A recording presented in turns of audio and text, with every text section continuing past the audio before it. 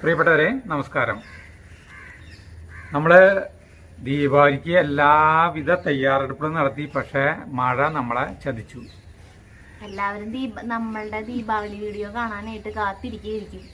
പക്ഷെ ഇവിടെ ആ സമയത്ത് ഞങ്ങൾ തുടങ്ങിയതായിരുന്നു. ഞങ്ങള് രാവിലെ തന്നെ മറ്റേ ചരാതുകളൊക്കെ തുടച്ചു വെക്കലും എണ്ണ വാങ്ങിച്ചു കൊടുന്നു ഒക്കെ ചെയ്തു തുടങ്ങിയതായിരുന്നു.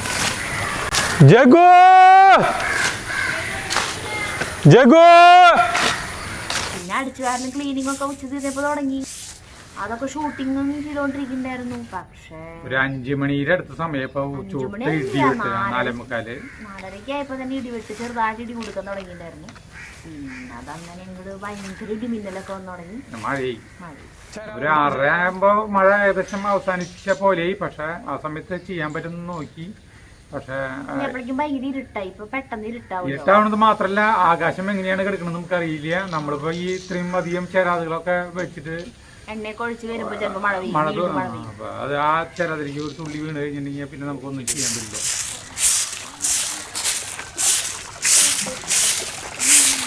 ഷവറൊക്കെ വേഗം അടിച്ചു കളയിട്ടെ. നീ അവിടെ വേഗം ഷവർ അടിച്ചു വാരി. അവിടെ വേഗം വേഗം വേഗം അടിച്ചു വരും. ദേഷ്യം കലുഷിതമായി തുടങ്ങി.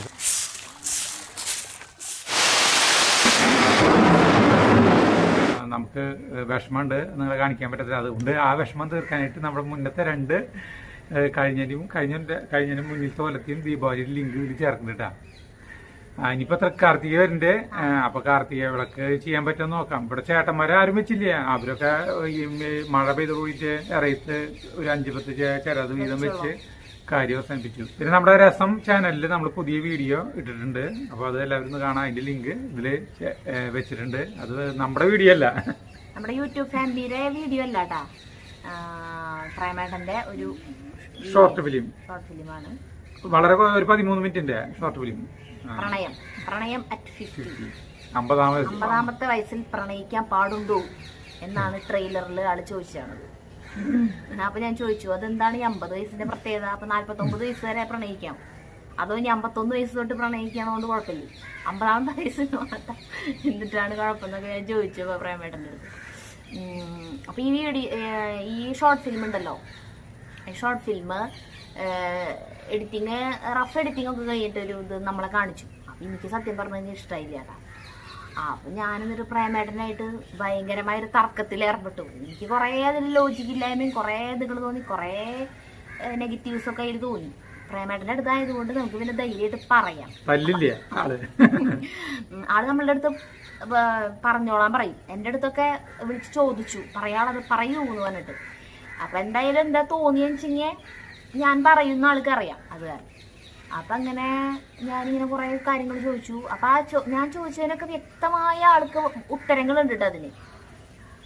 അപ്പോ ഞാൻ പറഞ്ഞു, എന്തായാലും വീഡിയോ ചാനലിൽ വരട്ടെ, അപ്പം ഞാൻ നോക്കിയോളൂ, ആളുകൾ കാണുന്നവരൊക്കെ ഇതുപോലെ എന്റെ പോലെ തന്നെ അഭിപ്രായങ്ങൾ അതിൽ കമന്റ്സ് വരുന്നു പറഞ്ഞിട്ടേ. ഇപ്പൊ എത്ര പേര് കണ്ടു? 2500 പേരുണ്ട്. കണ്ടിട്ട് ഓരോറ്റ നെഗറ്റീവ് കമന്റ് പോലും ഇല്ലാന്നേ. ഒക്കെ ഭയങ്കര സൂപ്പറായി. എനിക്കിപ്പോ പ്രേമേട്ടന്റെ മുഖത്ത് നോക്കാൻ പറ്റാണ്ടേ.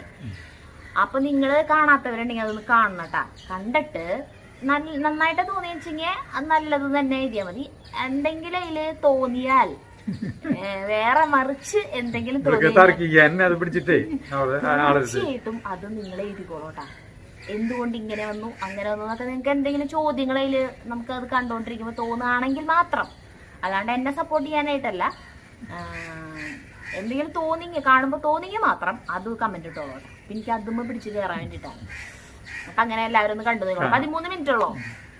പ്രണയിക്കാൻ ഇഷ്ടപ്പെടുന്നവർക്ക്, പ്രണയം ഇതുവരെ പ്രണയിക്കാത്തവർക്കായി എന്നാണ് ആളതിൽ കൊടുത്തിട്ടുള്ളത്. പക്ഷെ ഞാൻ പറയുകയാണെങ്കിൽ പ്രണയിക്കുന്നവർക്ക് ആണ് ശരിക്കും അത് ഫീൽ ചെയ്യുക. നമുക്ക് ഇങ്ങനത്തെ ഈ ദീപാവലി കാണിക്കാൻ പറ്റത്തുള്ള വിഷമം നിങ്ങളൊപ്പം ഞങ്ങൾ പങ്കുവയ്ക്കുന്നു കേട്ടോ. അപ്പോൾ അടുത്ത വീഡിയോ കാണുന്നവരെ നന്ദി, നമസ്കാരം.